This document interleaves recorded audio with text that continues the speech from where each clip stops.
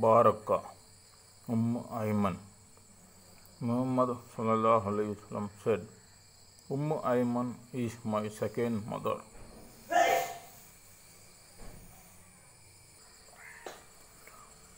Baraka came back to Makkah with Muhammad sallallahu alaihi wasallam to his grandfather Abdul Muttalib.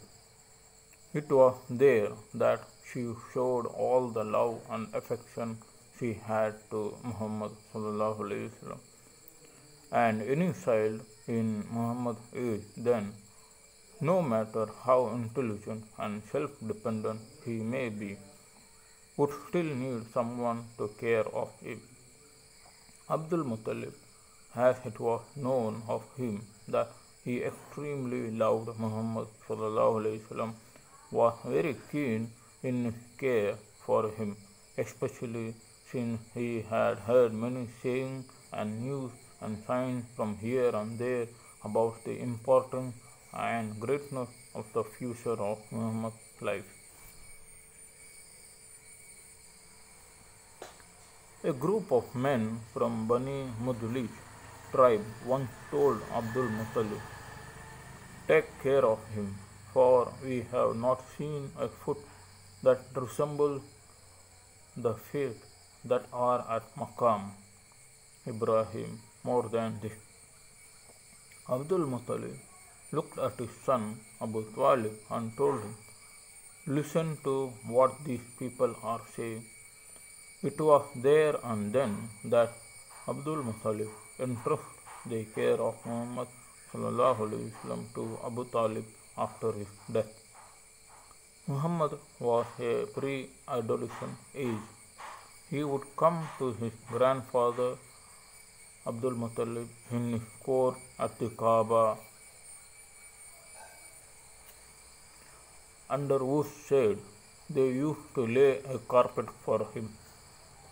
His son would sit around the carpet until he came out to them, and none of them would sit on this carpet as a sign of respect for him.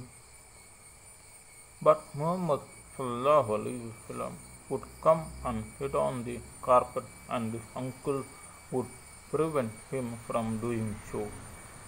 Abdul Muttalib would then tell them, "Leave my son alone. By Allah, he is going to be a greatly important person." He would then make him sit down beside him on the carpet, and he would pat him on the back and would be pleased with whatever he did. Never did Abdul Muttalib eat any food without saying, "Bring my son to me," and he would be brought to him. During the year in which Abdul Muttalib took care of this great orphan, he did not leave his domestic affairs or matters of his childhood unattended.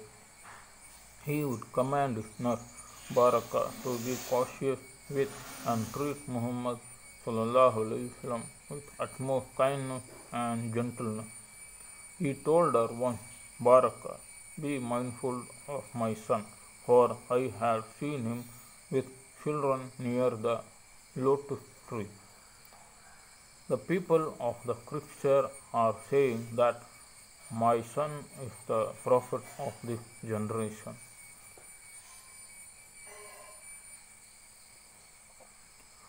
Perhaps Baraka understood what that meant, or to say it in a better way, had witnessed that with her own eyes, heard it with her ears, and understood it with her heart. She had a narration regarding this. She said, "Two men from the Jews of Medina came to me one day, and they told me, 'Bring out for us Ahmad so that we can see him.' They then looked at him and scrutinized him. One of them told his companion, 'This is the prophet of this Ummah, and that is the place of his migration,' referring to Medina. 'There will be a lot of killing and captive taking there.'"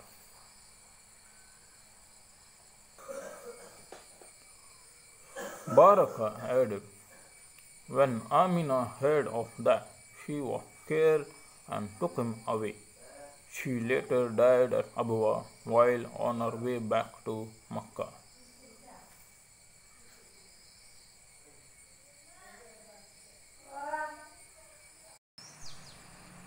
Fatima bin Asad.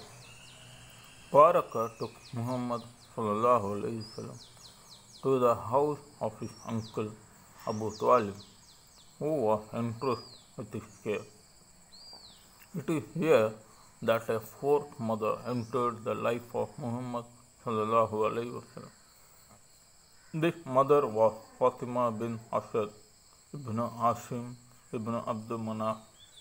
She was the mother of Ali ibn Abi Talib and his siblings. Muhammad was then an 8-year-old boy. He was still in need of a warm bosom in which he could seek shelter, an affectionate breast in which he could express his pain and hopes, and a compassionate and a loving hand that could assist him in meeting his needs. Fatima bin Asad was a good mother to him.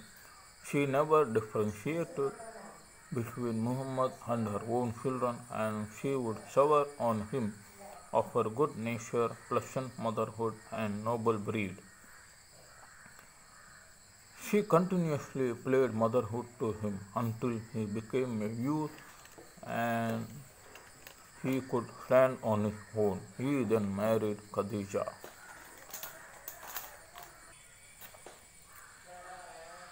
Muhammad was, however, the embodiment of gratefulness and dutifulness.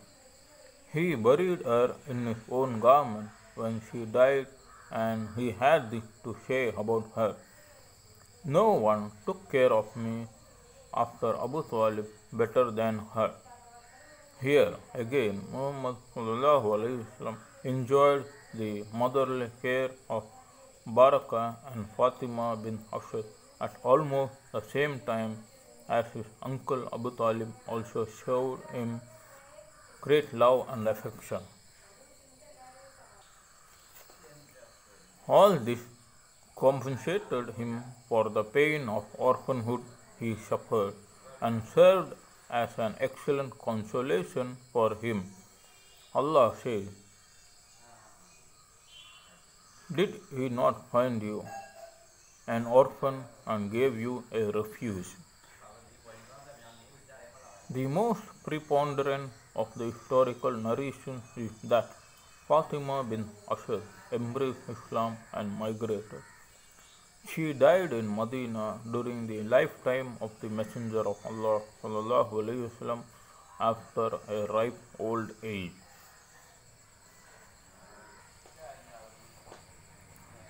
As for Baraka, she remained with Muhammad ﷺ as she said over him, never leaving him or keeping far from him even while he was in the house of Abu Talib.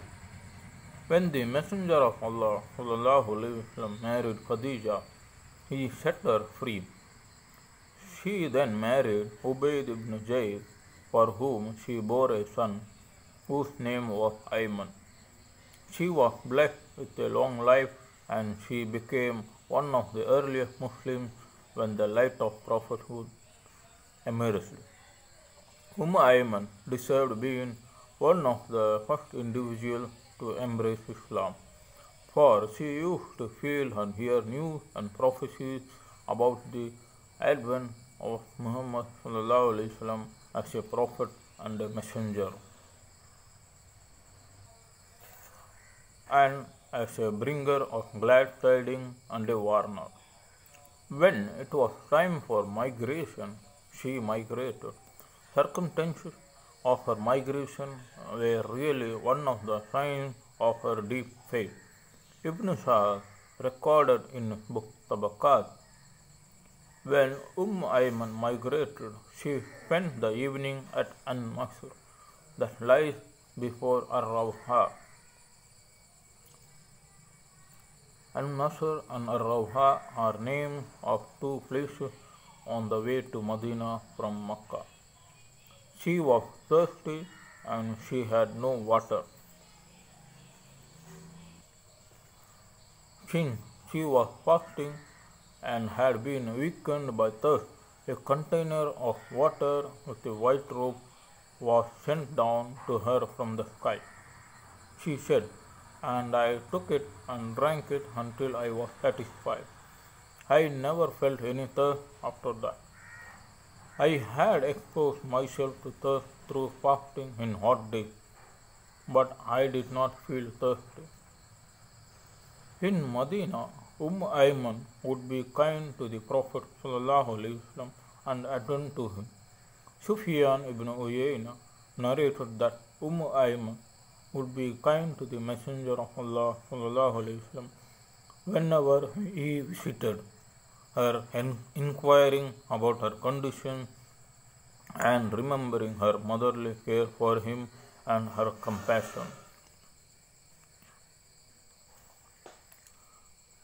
The Prophet would sometimes pass siesta at her house, showing kindness and cheerfulness to her.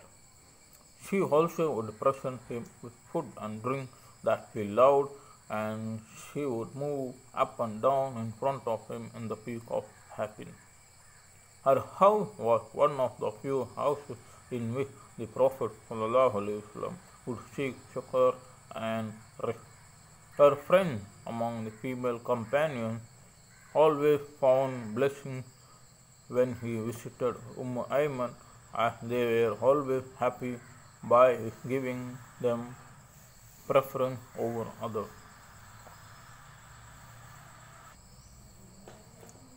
When her husband Abu Ayman died, she found some consolation in the fruit of this marriage, which was her son Ayman. But she found greater consolation with Muhammad ﷺ, whose company she had been keeping since he was born and for whom she was a mother after the death of his mother Amina. Muhammad ﷺ would look at Ayman with the eye of prophethood that penetrates all screens, infiltrates all depth, and sees what ordinary eyes could not see. The Messenger of Allah ﷺ said one day in Makkah, in the presence of some of his companions before migration, whoever wishes to marry a woman among the women of paradise should marry Ayman.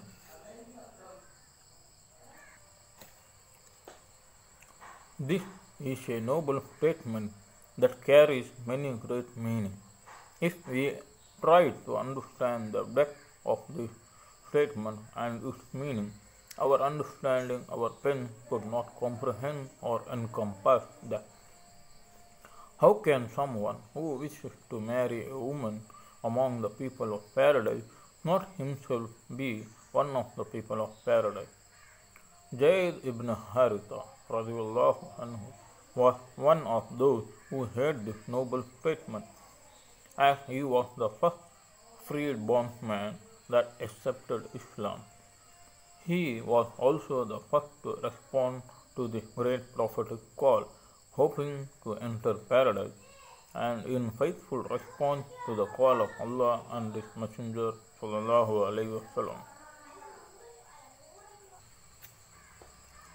Zayd married Baraka, Ayman, and she bore him Usama bin Zayd, who was popularly known as the dearest son of the dearest. The Prophet ﷺ would give no one a preference over him in affection and would bring no one closer to him more than Usama. Baraka, which means blessing, as an ordinary meaning, perfectly corresponded with the situation of Baraka, Ayman.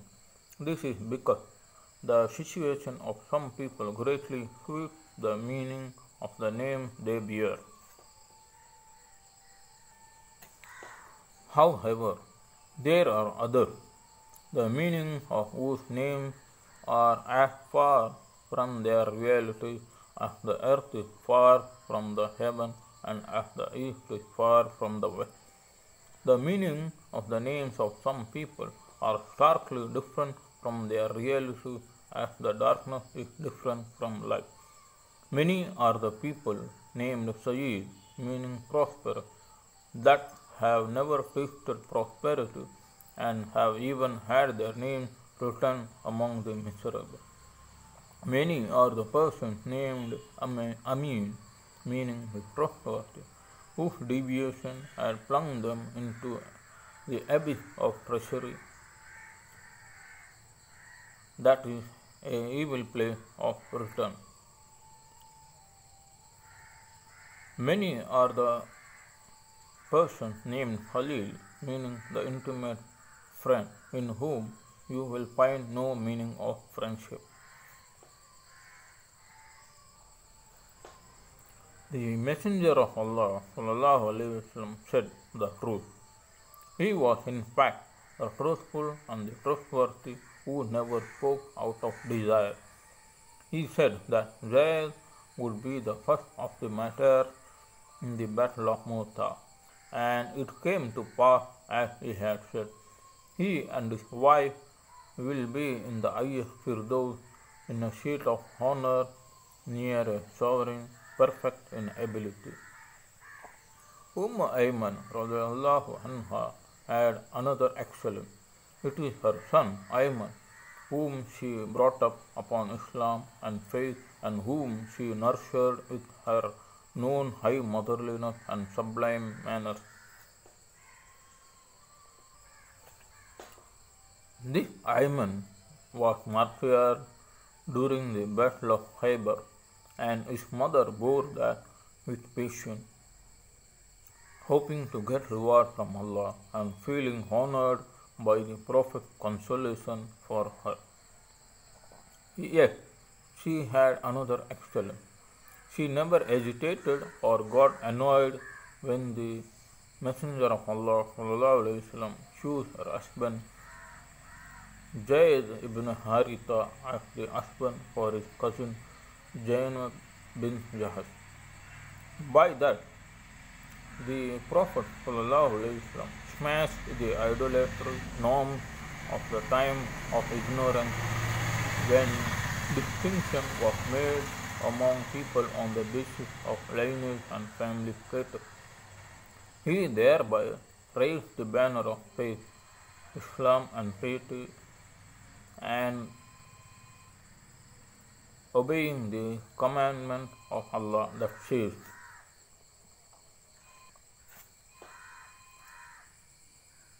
"Verily, the most honorable of you with Allah is that believer who is most pious."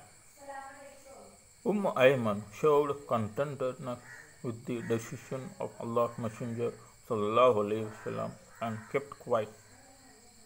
She was satisfied with the Prophet's choice and the reason behind the choice. She therefore rightly deserved to be one of the leaders of Iman, who are at the forefront of those who love Allah and His Messenger وسلم. Allah subhanahu wa ta'ala says, "Say, if you really love Allah, then follow me. Allah will love you." Ayman wept in the final day of her life twice. Ayman wept in the final day of her life twice, and her crying on those two occasions was much. The first occasion was when the Prophet ﷺ died. This is natural, for there is no believer who would not shed tears and be stricken with sorrow and pain for the death of the Prophet ﷺ. But Ayman gave us the most wonderful example of deep faith. Abu Bakr Siddiq and Umar, may Allah be pleased with them, visited her to console her and to show regard for the place she occupied in the heart of the Messenger of Allah sallallahu alaihi wasallam. Abu Bakr Siddiq told Umar, "Let us go and visit Ayman as the Messenger of Allah sallallahu alaihi wasallam used to do." When they entered her house, she started crying and they asked her, "Why are you crying? What is with her? Allah is better for His Messenger sallallahu alaihi wasallam." Thus they answered, "The truthful and sincere believer who had been given the glad tidings of paradise gave them." She said, "I am crying because the revelation from the heaven has stopped." By the statement of her, she drove them into tears and she started crying again and they cried along with her. The truth must be told. Ayman had risen above all sentiment and feeling and above the materialism of this earth unto the horizon of the heaven and unto the highest places of paradise. The second occasion on which she cried was when Umar was martyred while he was standing in prayer. Her crying that day attracted attention. When she was asked about that, she said, "Today Islam has been weakened." She said this because she knew through her insight and penetrating faith that Umar was a unique man in whose tongue and heart Allah has put the truth, as mentioned by the truthful and the trustworthy Prophet sallallahu alaihi wasallam. Yes, Umar bore faith in his heart and the sword of truth in his hand. He bore in his mind beams of certainty. Ayman lived a long life that spanned decades. The body could then no longer bear the vicissitudes of time. The time came for Ayman to join her loved one, Muhammad sallallahu alaihi wasallam, and his companion. Death came to her with glad tidings, and her soul departed from this world to its Lord. May Allah be pleased with her and please her. May He give her honorable entertainment and abode. May He make us join her company of the righteous among the servants of Allah.